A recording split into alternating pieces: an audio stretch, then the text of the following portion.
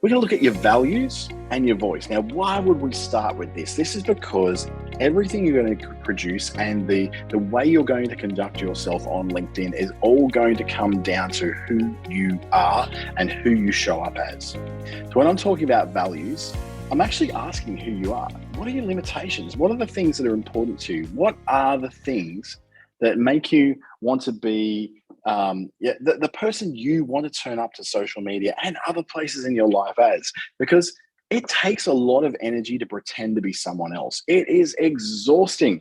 When I was young, I was like, a crazy kid.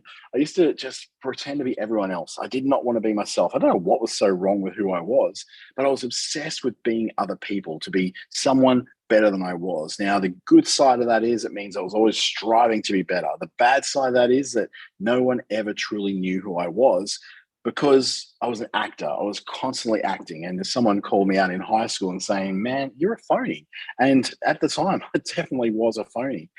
Who am I now? I've now got a much better grasp on who it is I am, who I want to show up with. But I had to go through a period of really deep introspection to work that out. Now, I'm not telling you to go off and do courses. I'm not telling you to go off and do 12 months of personality analysis or anything like that. It's just answering yourself a few questions. And the main questions are around that whole idea of who you want to show up as. So what are your values? How do you come across your values? The first thing you look at is going, what are the things that define me and that carry across in my life everywhere? Not just in my personal life, not just in my professional life, not just when I'm home alone, but in all those places. What are the things that are consistent across all those areas?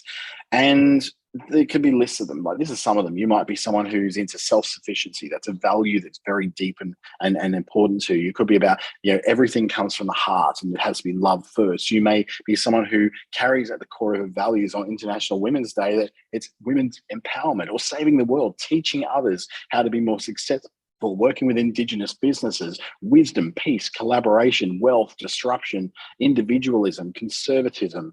What are your values? What are the things that you carry along with you? And what you do, you choose a handful of those, and they become your non-negotiables. They become the things you have to show up with. And if you're not doing that, you're not in integrity. You're not in a place of integrity with who you are and who you're professing to be on platforms like Facebook, LinkedIn, Instagram, all that kind of thing.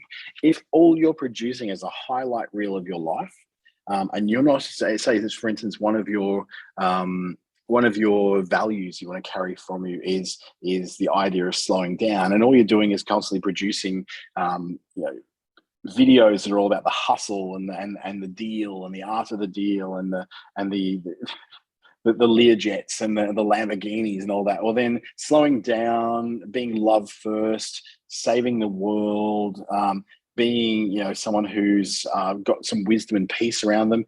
If that's your values, that's not showing out in what you're producing. On the other hand, you might be someone who, you want to be vulnerable, open, and have a very approachable personality about you. But if you're constantly producing yourself as someone who is photos of bikinis under bridges, under waterfalls, constantly being photographed with only other beautiful people just like yourself, then you're not becoming very approachable. Kylie Jenner values being unapproachable. That's one of her great values. And many of the Kardashians are very much the same. They value being unapproachable because they don't want to be approachable. They want to be aspirational. They want people who want to be like them, but don't want to know who they really are. And that's because they're putting on an act. The whole thing is an act. It's a TV show of sorts that they're going through. So you pick out the things that you like, and now this is just beginnings. There's many other values you can choose from, far broader than this list here. Take a screenshot of it if you like, to work out what the things are that you would like to look at, and then add any of your own. Chances are you don't even need a screenshot. You don't need to photograph what I've got here, because your values are going to be all about what's important to you, the things that you either are or you aspire to be and realistically can be that person. Now, your values, in my case, I've gone and chosen my five. My five are that I wish to be honest, authentic, humble, vulnerable, and effective. So that sounds very, very noble and very, very nice and very, very, lovely. It's all lovely stuff to do. But I have to actually ensure that I'm working towards, or have conquered, or at least working towards showing up as those things in every area of my life. This is not just about you showing up to LinkedIn or to Instagram with, honesty and authenticity and humility and vulnerability and effectiveness at the core of what you want to do. You need to ensure that these things are actually you. Now, honesty was something that I didn't develop until I was quite far along in my life. I lived for other people's approval, so therefore I was always, lying, or at least, trying to look better than what I was. I was dishonest. I was inauthentic. So these are things I didn't have until I did quite a lot of personal development work to get me to that point. And once I got to that point, I became a better friend, a better partner, a better son to my parents. I became a better brother to my brother. I became a better person in general because I learned these things. These were not my values at the time. My values at the time would have been much more concocted as something like making sure people liked me. I wanted to be likable. I wanted to be, respected. I wanted to be. They're all very things that all came at the narcissistic me, and this is why I guess it's. We look at it influencers now, and we shrug our shoulders and we squint our eyes and go, oh, I don't want to be anything like that. That's horrible. We're looking at the wrong influencers. There's a ton of people who have great influence, but they don't tend to have 20 million followers. Just like you and I, they're just everyday people living their lives and sharing a little bit of that online. So when it comes to LinkedIn, it's very easy to call out people. In Instagram, we don't expect people to be authentic and real. It's kind of part of the game that you're not. It's almost expected that you're not, that nothing on there is very real. It's all filters and Photoshop and airbrushing. With LinkedIn, if you are spotted to not be the person you say you are, it starts to follow you around like a bad smell, and your name becomes associated with dishonesty and with a lack of integrity, or what we call cognitive dissonance. And if you know a little bit what that is, basically you say this thing, but you live this thing. They've completely separated from each other, and there's a crisis that's going on in your head where you constantly got to put on an act. You've always got to be watching out for yourself being caught out. So honesty, authenticity, humility, vulnerability, and effectiveness are things that I have to carry to the stage when I'm speaking. I have to carry them to a webinar when I'm presenting like this. So it means that I have to be honest about the things I'm doing. These can't be things that I just go, here's some great ideas, put them into place. They have to be things that I've done myself. Otherwise, they have no value or no credibility. Authenticity means that I have to share real stories of real things that have happened in my life, which also makes me humble because I have to share my failures as well as my successes, not just the highlight reel, but some of the bad things that happen on the lead up to being maybe getting some success, or even highlighting where those failures happen. Vulnerability is a really hard one to do for a lot of people because they want people to think good things of them. Oh, I could never say that sort of thing on LinkedIn. What would people think of me? There comes a point where you have to sort of understand that you don't really care what people on LinkedIn think of you. The whole point is you just want to know what the people who you are trying to reach are thinking of you. And that is something that needs to be tied to what your values are. And then what we're going to look at next is your voice. The effective is another thing that I have to show up. If I'm going to show people how to do things and I've been effective, I want to know that I've helped them to be effective as well. Otherwise, no one will show up to these webinars. No one will ever share these bits of wisdom with anybody else because it had no value. It had no effect on someone's life and in their business. But your values that you're going to take onto LinkedIn, the values you're going to take onto any social media, any presence, any character that you're developing in your life, whether it's personal or professional, these things can apply to even going out into the dating world or going out into the world as someone who's going to be some sort of public figure. You have to really just double down on the fact that you have to choose values that represent who you already are, who you are now, not who you think you will be in 5 years' time. This is about representing who you really are. There are certain aspects of your personality and certain aspects of your behavior that are going to follow you all through your life. They may not be, always present, but they're always at some place in your life. The second thing you need to do is make sure that these things are achievable and realistic. You must ensure that you're not setting yourself up to fail. You're not setting yourself up to be a terrible example of the things you profess to be. And thirdly, it has to be reasonably sustainable, because this thing is going to be following you around for a fair while as you build your influence and your following and your content level on LinkedIn as well. So you got to make sure you can do it. You can't set yourself goals that are completely unrealistic. The SMART goals thing, was it like the measurable, achievable, repeatable, all that sort of thing. The SMART goals system is probably what you need to look at to help you to make sure that those things you're picking as your values are actually for real. And the other way too is to go to other people and ask them. I had a bit of a shock from someone who I deeply respect and work very closely to, and I asked them what it is that they think I'm good at. What am I known for? He told me that I'm known for was very different to what I thought I was known for. I continue to ask those questions around a few other people, particularly on LinkedIn and private messages, and saying, out of these 5 things, what do you think consider I'm known for? None of it was the things that I thought I was known for. So that was really interesting. But all of those things were tied into what my values were. And I was really happy with that. Yet I shouldn't have been surprised, but I was. I was actually living out those values, which is a hard thing to do if you're pretending. When you actually be real about what your values are, then it's very easy to build a voice around that. So what is your voice? Your voice is essentially all about the way that you present that set of values to the world. So you'll do that through engaging, educating, exciting people, in terms of the kind of content you're producing. Now, Facebook has very strong training guides in the Facebook blueprint, which allow you to see, what kind of things are engaging content, what kind of things are educational content, and what sort of stuff is what we call exciting content. Now, let me just preface this: is engaging content gets attention. Educational content helps someone to learn more about something, and exciting content inspires a reaction. So exciting is not like, yeah, I'm so excited, yeah. It's more the original definition of excitement, which is prompting reaction. So the reaction will be to click on this, or to go here, or to contact you, or to book in a free call, or whatever it is that you do within your business. So these 3 kinds of content become part of your voice. So are you someone who wants to do very engaging and attention-grabbing content? There's some people who I follow on LinkedIn who do this very well. They produce video content, which is fantastic, always gets my attention on the feed. I'm always engaging with that content. Then there's the people who I learn from. And I used to produce and still do produce quite a lot of educational content. So where I'm actually teaching people more about either my products, or I'm teaching you more about the things that I know a lot about. So I'm passing on the information I've learned along the way.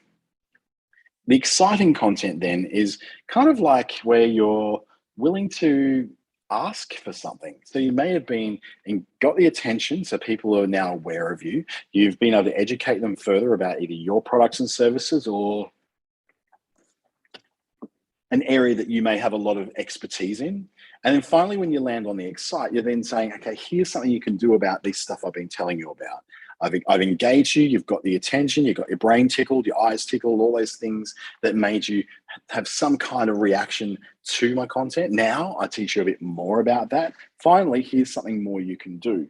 That could be in the format of, I follow a lot of copywriters. I love copywriters, and I love copywriting. It's a skill and an art that I just adore. It's very close to my heart. It's one of the first things I ever did in the marketing world. So these copywriters that I follow, some of them are very engaging, where they'll have a very a controversial statement they'll make, and they engage people. And people are like, arguing in the comments and all that sort of thing. But there's some other copywriters I see who introduce a bit of information about what it is they do and how they do it. So they'll introduce some work they've done for clients that engages me straight away, because I look at it and go, oh, I am interested in that. Oh, that's really interesting. Never thought of copywriting in that light before. Or they might introduce you to how to replace these really hard to understand words with these really easy to understand words. So you're not constantly producing very wordy, very verbose, like stuff that's just too long for anybody to want to particularly engage with. So they've got my attention. What they're also doing is then participating in, and they go further, a little bit of education. So they're going, okay, I'm going to engage you, get your attention with a bit of video, a bit of a bright graphic, attract you into my content. And then what I'm going to do is teach you about what I do or what I sell or something that I know lots about, so that you will be then excited to do something about that. You may message me, you may click on my link to go to my website, you may book me in for a 15-minute free consultation.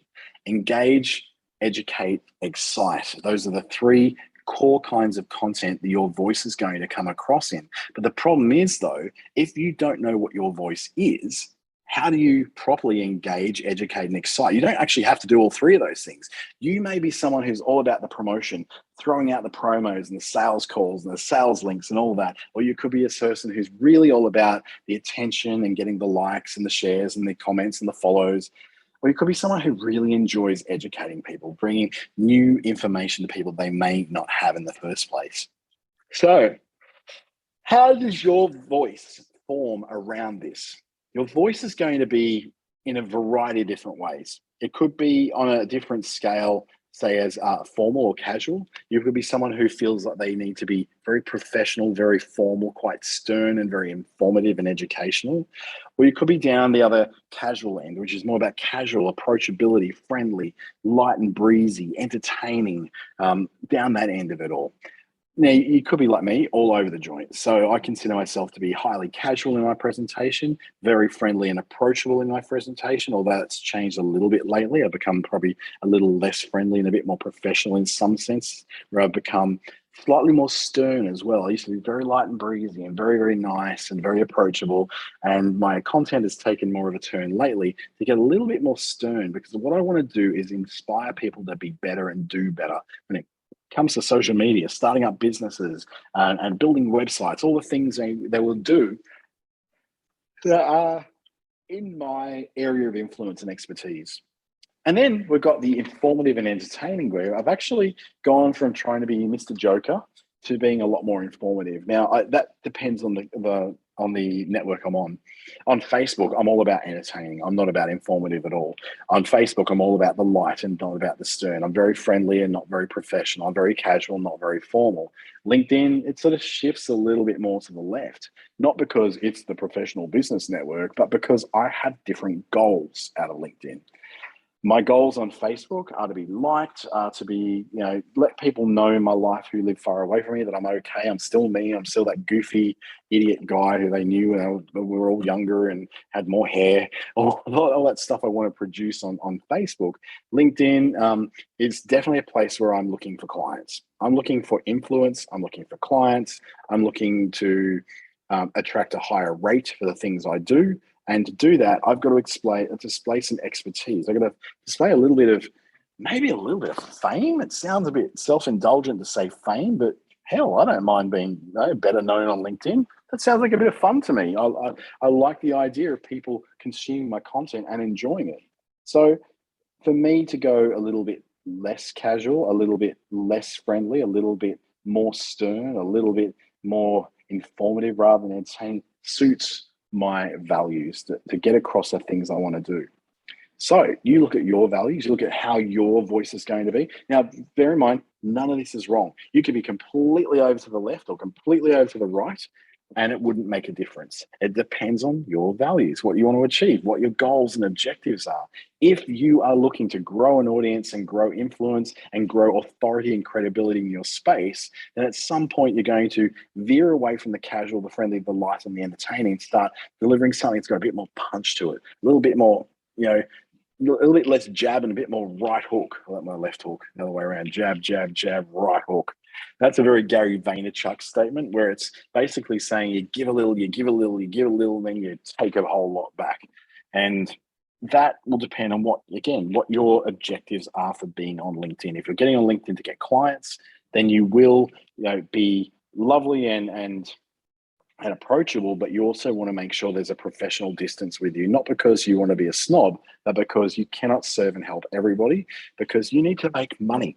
You don't have to be a multi-billionaire. You don't have to be an entrepreneur even. You just want to be able to make some money. To do that, you want to be able to work less and make more money for the time that you're working with. And to do that, LinkedIn's a great place to do that. But you've also got to pick what your voice is going to be produced on, because not all of us are great at everything. I'm terrible at video. I'm not great at it. I present very well on video, very easily and casually on video. But the time it takes to get it, produce it, edit it, get it onto platforms, and to be honest, video on LinkedIn doesn't get a lot really, unless you're someone who produces particularly massively attention grabbing video that's in your area of expertise. I love watching the video producers and the video experts on LinkedIn showing us how to do the most basic video editing things, because it inspires me to try and do that as well. But the reality is, I'm someone who's very good at text posts and photos and graphics and writing articles. They're the things I'm very good at, things I'm very comfortable at. My articles go almost nowhere on LinkedIn. They do far better on a I'm about to say a medium called Medium, on a platform called Medium. They do far better on there. They do a little bit better sometimes on Facebook than what they do on LinkedIn, even though there's other values to producing that kind of stuff on LinkedIn. But you find that it's mostly text posts and photos that have a good story in the caption with them. The photo gets the attention, the caption gets the read. It's kind of like the Wild West days of Facebook. Remember back when you could just produce text posts and really basic photos and graphics, and it would just bring in enough people to really sort of let you know you're actually doing a good job? Well, think about the whole world of LinkedIn as being very similar to that. You've got to kind of pick what you need to do, but understand that certain things perform better than others. Video, whilst huge and very, very popular on Facebook and LinkedIn and Instagram and TikTok, isn't the core of what happens on LinkedIn. In fact, LinkedIn doesn't even have its own live video platform where you can go to LinkedIn and go live. You need to go through a third-party platform, a third-party system like StreamYard or something like that to go live on video on LinkedIn. It's harder, it's more steps to it, but the video that's on there tends to be better quality. I tend to find also that the short video that's produced on LinkedIn tends to be more within the context of the people who are producing video, for example. So you pick your one, but carefully, according again to what your values are. If you want to be approachable, photos, graphics, and video are going to be great. We need to see your face. But if you want to be more detached and formal and a bit more stern, a bit more informative, and you don't really want to be the face of anything, your blogs, your text posts are going to be where you're going to do the best work. So once you've got all that voice stuff sorted, you're going to understand why we're doing this. We're doing this because your values define who you want to show up as. And that's going to determine who you're going to reach out to, who's going to grow with you. And the second thing, your voice defines how you show up. So that's all going to be about blogs. It's going to be about video. It's going to be about audio. It could be about anything you like, but it needs to be something which suits who you really are. So you work out who you are first. Not an easy feat for anybody, but then you work out how to express who you are in the way that suits who you are. If you try to be someone else, it's going to fall down like a sack of potatoes on the ground, and you don't want to try and fake anything. You really do need to be yourself. Now, all great. We've got ourselves sorted. I know who I am. I know what my voice is. I know what my power is. I know my superpower. I know my values. How do I now turn that into content? How do I now produce awesome stuff for LinkedIn? Well, we do that by 3 different methods, really. We can work by sharing our own knowledge. I may be a copywriter. I may be a web designer. Let's just say I am a beautician and I want to share how I managed to make women in the corporate world look their very best and feel their very best as well. So I can share my own knowledge and say, here's my how-to video on how to minimize the look of makeup, but at the same time, making sure you look your very best and feel confident. That's great. I can share my own knowledge. Or I might want to do my own research and say, okay, in here, I'm going to do a bit of research and produce some facts and figures around the kind of makeup that's best suited for highly air-conditioned and crowded environments that you might be working in at an office. Or I could do the other thing, which is reverse engineer the content that somebody who you admire and who is sharing your values and sharing your voice style, reverse engineer what they're doing to get a shortcut. So let's look at these. So using your own knowledge, it can be easy to create content about it because you know the stuff. It's like it can pour straight out of you. You might have some limits to that. That's okay. You can repeat stuff over and over if you like. but you're never really sure if anyone really cares, if it's really helpful to anyone. So I might got a really scratchy throat tonight. I'm going to need to take a breath and stop talking so much.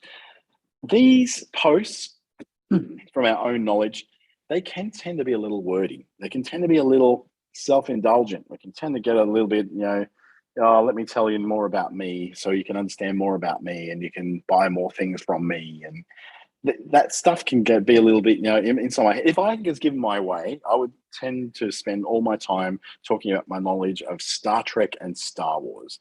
Two areas I know way too much to have been a healthy adult male in my extreme 40s to be able to share whether that kind of information. I would share that all day and all night. I could talk about it all day and all night, watch it all day and all night. That's probably a reason why I'm single, because I haven't found someone to be able to share that passion with yet, because it's something which has been with me since I've been a child. But does anyone care?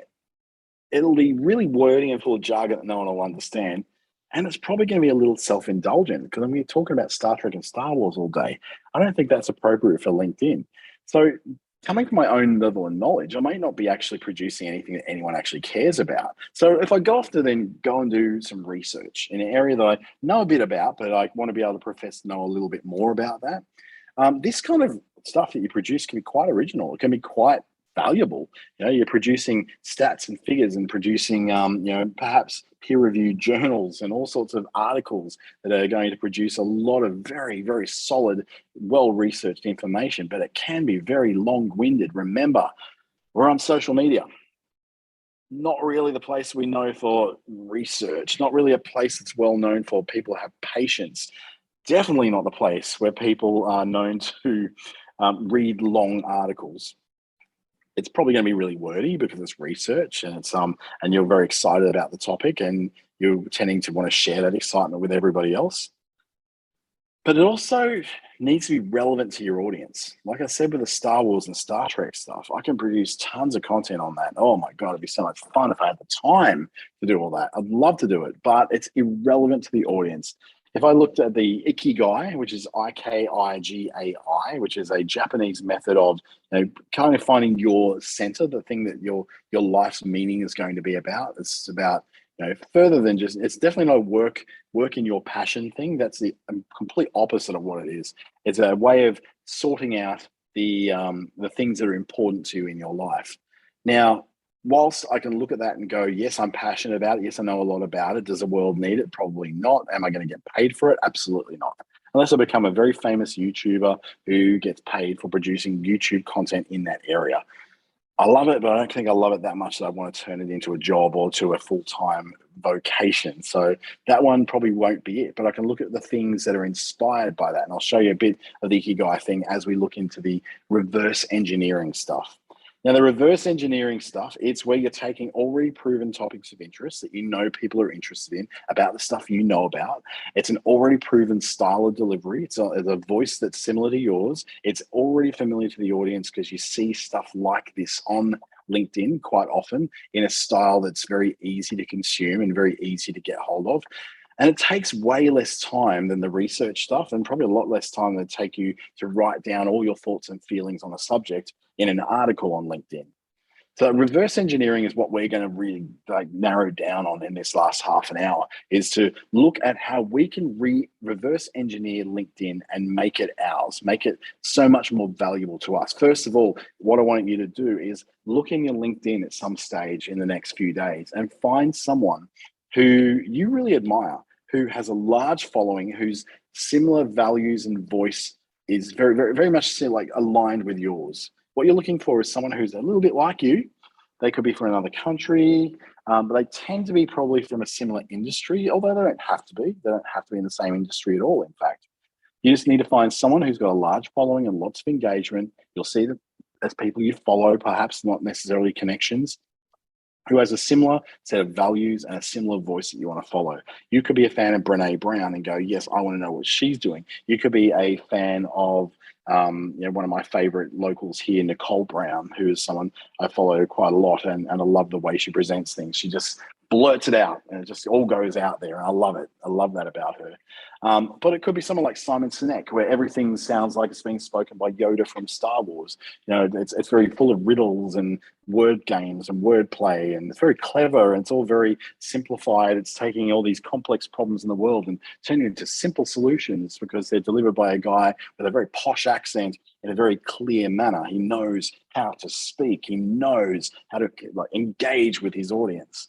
So find that person. Then what I want you to do is to extract their content for analysis using a tool called Phantom Buster. Phantom Buster is a free tool that allows you to extract things out of social networks and other places for you to do more research on. Now, it's not like Cambridge Analytica. You're not going to be doing anything illegal here. You're not going to be pulling things out and finding out lots of secrets about people. This is publicly available information only from things that you are participating with and people who you are connected with, particularly on LinkedIn. I'm going to show you how to do that very shortly. So don't worry, I'm not telling you to go off and work it out for yourself. I will show you how to do that. The third thing I want you to do is I want you to use that tool to analyze their patterns, their structure, their tone, and their topics. It produces a CSV file or an Excel file that will allow you to open up and then go through what their content is. I can pull out 200, 300, 500 different posts that they've done in one extraction. The free version gives you 10 minutes of processing. You won't need 10 minutes. You'll need about 30 seconds and to drag that stuff out. I'm going to show you again how that works. Then what we're going to do is add our opinion, our voice, our values to those structures and patterns that we've found, the style of writing, if it suits our voice and our values. We don't want to become someone else. That is not the point here. What we're looking for is to understand the patterns that we see. And I'm going to show you an example of one of those and how I've used that to help me to write more concise and punchy content that's given me a massive 3-figure increase in terms of my engagement and also then the conversions that have come out of that as an example. So I'm by no means on fire with tens of thousands of hundreds of thousands of followers on LinkedIn. Definitely not. But if anyone's on this particular webinar, they'll notice, or watching this on YouTube, who follows me on LinkedIn, there's been a decided change in the last 3 months in the content I've been producing. And there's also been a decided change in the success it's been bringing me as well. Number 5, we're going to start a consistent growth strategy over 3 to 6 months.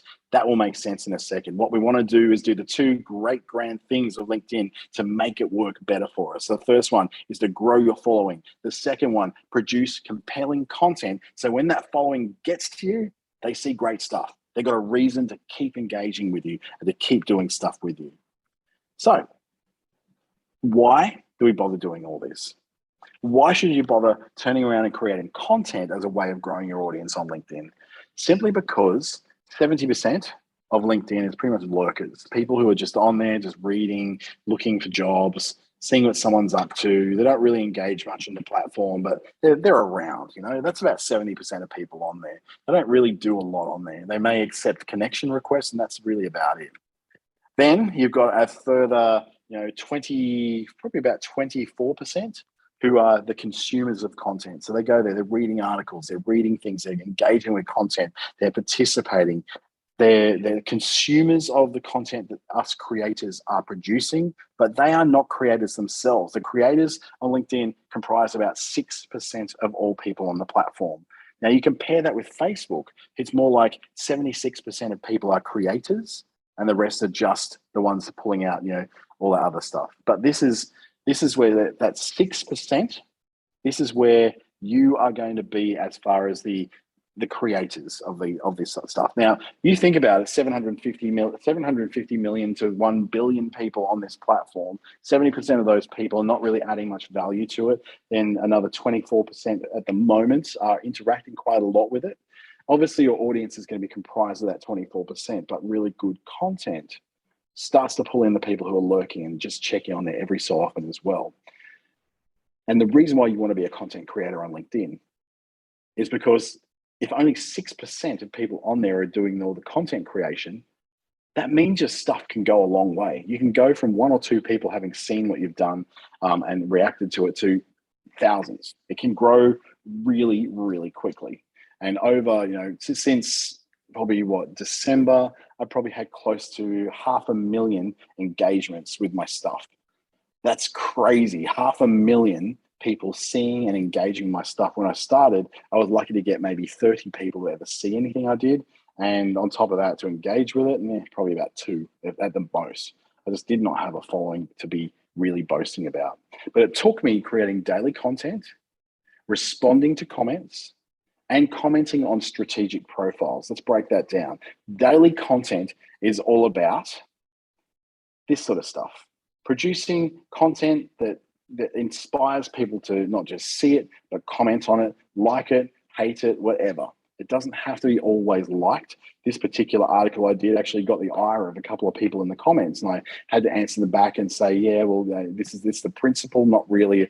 I'm not telling you to not buy a Ford Ranger Raptor. I even got someone from Toyota who decided to comment on there basically saying, but I think it's lovely when you see, a youth from a small local business getting a car wrap on there. It's really good for helping to promote their brand. And it inspired a lot of conversation, and it was meant to. I was exactly doing that. I was attacking a very popular vehicle that a lot of men particularly like, and it got that response that I wanted to get it.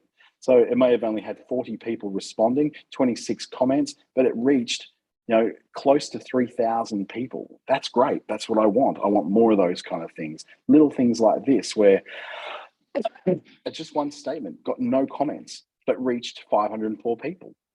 I'm happy with that. That keeps them going. That's 504 people I didn't have yesterday who are now seeing this stuff. And it was just a simple statement. Those who don't like what you're doing aren't going where you're going. It's a little quote that I came up with. This one, another one very similar to it. I'm talking about stories. Over 1,000 people got to see this in their feed. So they're not huge numbers, but they don't have to be. When we get some 1,972 people looked at my recreated tweet, you probably should work on creating a few more compelling posts on LinkedIn before hitting me up with your pitch.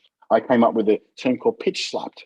You just got pitch slapped again in the inbox, where someone basically walks up and slaps you with a pitch for their business and what they do within a minute of connecting with you. Or thinking of those things, with you want to stand out, do more, be better, reach higher. You can't do it by the power of people's opinions. You have to surround yourself with pros because they've had the right to speak in your life because they do better stuff than you do. The rest who just want to criticize and hate on you and all that, they really don't have a lot to say of any value to. So you've got to keep moving past all that. And the reason why you would do all this is because I had 3 times the followers from December 2021 to March 2022. 3 months I took to do this. I grew my following by 3 times. That's not just my connections, but my following and also the people I'm reaching. In fact, the reach increased by 1,312% just by pivoting across to doing something that comes from a very proven technique rather than just simply punching out my own stuff. 71 leads came through all that, but 34 conversions to clients. Now I'm a small business. I'm at a company of 1 these days. I've reduced my business right down to myself. And 34 conversions, 34 clients in the first 3 months of 2022 that I did not have before that I can attribute straight back to my activity on LinkedIn. Because I asked them, I said, what brought you to me? I said, I love what you're doing on LinkedIn. Bam, there's the clients coming in because they have noticed you now for the first time perhaps ever. And my revenue is up by 217% for the quarter. So I'm pretty bloody happy with that too. Might help me pay off my big tax bill. So what we're going to do is show you now how to do this reverse engineering thing. So I'm going to have to go off to a thing called Phantom Buster.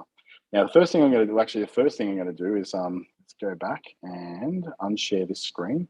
This is where things get really awkward, where you have to somewhere share different screens and copy across to other things. So I'm going to go to my desktop too, which is my Google Chrome. Over we go. Now what you can see is, just drag some stuff away so we can see what's going on for real on my big screen. So this is Phantom Buster. Phantom Buster has a lot of different activities you can do. What I want to do is look at, the one I've done most recently is the LinkedIn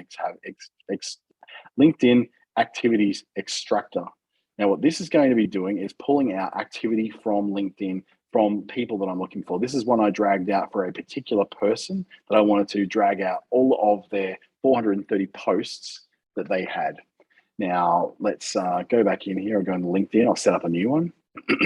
So I'm looking for things like, there's lots of things like auto connects and all that sort of thing you can produce. But what we're really doing is we're not wanting to cheat the system. What we're wanting to do is just pull in the activities. So I'm going to use this Phantom. So what this is going to ask me to do is to, I've got on more slots, so I can't do that. So what it tells me to do is I log in through LinkedIn through this tool, and then it allows me to run these tools. So if I go back to the ones I've already done, which is in my, back to my Phantom Buster page. Here we go. Here's my 5. So this one here that I ran, yeah, what I might do, I just have to delete one and it should get me another one. That should get it for me. Sorry, I should have had all this sorted out before. So I'm going to go Phantoms for LinkedIn. I'm going to go to the Activities Extractor. Here we go. Hopefully it'll allow me to do it. So I want to use this Phantom. Looks like it's going to take me a bit further along. So I'm going to connect to LinkedIn. So it's got my session because I'm already connected to LinkedIn elsewhere in the browser. Saving that, it's going to now take me in and say, okay, there's things we can now do. So what I want to do is produce a CSV file. So that's fine. We can save that. I want to save it to maybe a Google spreadsheet or a single LinkedIn profile URL. So what I'm going to do is either upload my list of people I want to rip the information from their profiles for, or what I do is a single profile. So I'm going to go to a profile of someone who I really admire on LinkedIn, not myself. I've seen enough of my own posts. They go down here and just look for somebody who just really stands out as somebody who I admire, who's doing really well. This guy, Ash, I think he does fantastic. So Ash, I'm going to go to his profile. We see it up the top here. Copy that and put it into profiles to scrape here. Save. So I'm going to say how many profiles I'm going to run. I can run 10. I just want one, really. How many posts? I want about 400 of the suckers. So scrape the posts out and save. So what it's now doing, I'm going to launch this manually. I don't need notifications because I know it's going to happen. And I run this. Now, this is free. Remember, this is free. For 10 minutes a day, you can do this for free. I've got an hour already saved up of time that I've bought in the past. I'm going to launch it. Let's go. So what this is doing now is going to Ash's profile on LinkedIn and looking at his activities in terms of his posts. I want to get the last 200 to 400 posts, however many I can, and get it exported to a spreadsheet so I can then use that information to start doing an analysis. So it's successfully authenticated me. It's logging in to do that. And it's now going in and starting to begin that extraction of what's going on. So 2%, this one will go along just fine. Now, as that's happening, I can hop into LinkedIn and look at the kind of content he's producing. So I can like the activity, he's got quite a lot of stuff he produces. I really like the way he does it, the way he writes. I like that he produces like content like this as well. So it's going to show me all the links to this content in this extract. So I can look at the kind of stuff he does. I can very, very easily look through his profile and look at his activity down this way and just go, okay, show all activity and just look at it that way. But I'm only going to get through a few. I'm not going to see a lot of patterns there. You see, like he pretty much produces a little bit of he produces like 3 lines that get your attention that make you want to click see more. And then he'll have 41 comments or so. That's still distracting in the background, 45% it's approaching. So as that's doing that, we're going to go over into LinkedIn and start to pull apart some of the other people we might actually want to extract that information from. So we might go, another person who I follow very closely is a guy called Justin Welsh. Let's go someone like a famous woman. It's International Women's Day. We don't need to keep following, just famous men. Let's look at Brene Brown. So I follow Brene because I think she's awesome. I'm not connected to her though, but I can go to her profile and I can then go, that's someone else who I'm going to go to my activities extractor another time and pull out what she does. If I want to see what's so great about her, if I share the same values and a similar voice. Ash is someone, and Justin Welsh are guys that I have a similar voice to. I have a very similar set of values to. So they're people who I definitely want to follow. Another person I would look at, we tend to be very much very inspired by people of our own gender. I certainly fall into that trap quite a lot. But if I look at someone like Nicole Brown, who is someone who I really, really do have a lot of respect for, and I love her content because it's so full on. There's so much of it. She does tons. So I look at hers and I can then go, okay, well, I can look at what she does and how she does it. And she's a bit more chaotic than I am, not as organized. I can pull that out and turn that into what I extract. Running at 80% now, so that's coming up. what I'm going to do is open up an Excel spreadsheet that contains all this. I'll have to, once this runs, actually then change screens that I'm sharing as well. So it can show you how I basically go through that extraction process and that analysis process of learning what it is that I want to sort of share with the world as part of my own unique voice, but using their structure. So whilst Ash's stuff is coming up, I've opened up Excel in the background and just looking at how that's going to work. And what I'll do, I might actually just, because it's taken quite a while for that to come up. So I'm going to 90%, it's nearly there, open up a previous one that I've had before, which is posts from Justin Welch, who's another guy who I have a lot of respect for and really follow a lot of the things he does. So I'm going to stop that share and share another screen so you can see what this extract looks like. So here's the extract I got from Justin Welch. So it's like, gives you where it is. So I can go straight to that link if I want to. It shows it as a post. And then, probably need to make this a little bigger so I can read it. Then I can start to see, okay, here's the post that he's done, the words he's done in his post. So here's the content. So everything's very in your face. Building something online is hard. Here's 3 things that make it easier. Block shitty people. Ignore and have digital nitpickers. Don't aim to be liked by everyone. Find your people, support one another, and press go. Really simple stuff. You don't need viral content to succeed. Building on LinkedIn is about getting on base every day. Familiar name, familiar face, familiar topic, familiar content. It's cliche as hell, but play Moneyball with your brand. So very, very simple, very quick, very consumable and bite-sized content that he produces. So I'm starting to see a pattern. I'm going, it's short. In fact, just about all his stuff that he's writing could fit into 280 characters in a tweet. It's very short. There's not a lot of really, really long stories. Now look at this, 1,000 customers, $100 a piece sounds way less risky than being a $100,000 line item in a budget-conscious company. 3 skills every entrepreneur needs. It's short, sharp, quick, in, out. Nothing that's going to be too hard to reach. Now, Ash, I think his stuff is now done, so I can download the CSV. Let's get back out of there and look at what Ash's patterns are. So I'll go share my screen back to Chrome. So right here, I'll download the CSV. It's now downloading it. Let's pop back to sharing my other screen again. It's got messy when you're doing it. Lucky I know how to use Zoom pretty well. Back to my Excel spreadsheet. I'm going to now open up a new spreadsheet. The file open. Hopefully this does show the right one. Go to my downloads, go to the result. And hopefully, no, you're not going to see that one. I need to share another one. Must be very dizzy for you guys to watch all this going on. So Microsoft Excel, here's the results I just got from Ash. So a lot of this stuff I can kind of lose. I don't need any of this sort of stuff. I can get rid of those, take away, delete some columns that I don't need just to clear out the dross. And then what I can start to see is what are the things that Ash is doing that's working really well for him. So it's going to tell me that some of these are text, some of them are image. So that's to start with. So that I don't need much room for. It tells me the like count, the comment count, and the date of how long ago it was. So he posted something an hour ago that's got 75 likes. Not bad for an hour's work. This one was 2 weeks ago, 11,020 likes on it, 487 comments. So there's some things he's doing, 16,049. What do these have in common? Okay, this one's about, here we go, bring it up. It's a story. I lied to a customer. I told him something he didn't need, but that wasn't the worst part. The worst part was this. He couldn't afford it. My wife's just had my first child. So it's telling a story that has a twist. My wife's had to have her first child. My business is in trouble and my mortgage is in arrears.